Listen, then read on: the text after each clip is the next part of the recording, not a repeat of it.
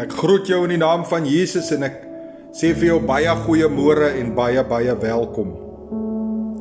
Wanneer die Gees van die Here oor jou kom, sal jy dinge verloor, dinge soos ou optredes, wêreldvriende en 'n gedeelte van jouself.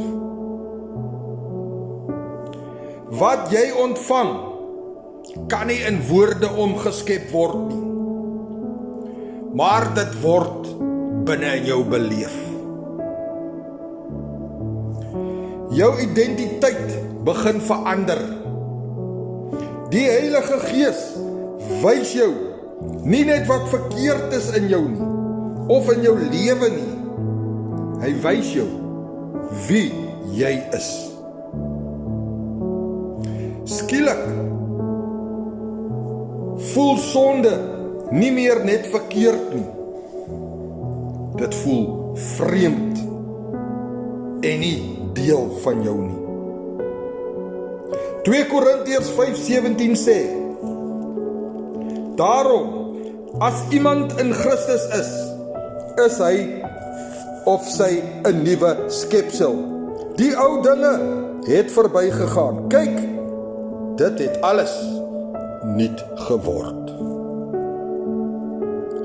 Hierdie gaan nie oor reëls nie, maar dit gaan oor 'n wedergeboorte in die Gees van God.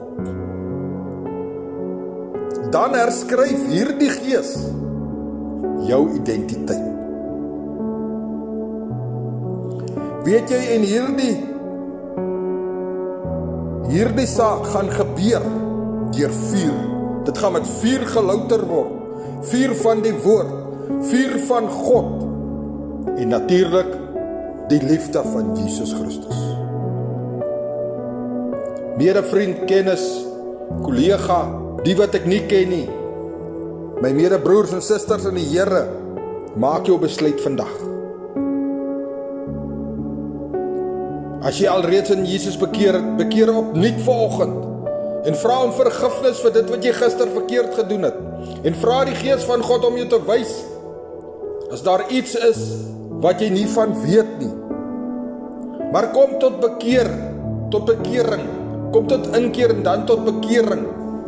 Moenie vir nog 'n dag, nog 'n uur of nog 'n minuut of 'n sekond uitstel nie. Die Here Jesus Christus, hy wil van jou hoor. Ek is Pastoor Gary, brood en water, 5 minute woord, seën, groete en weet net, Jesus het jou so baie lief.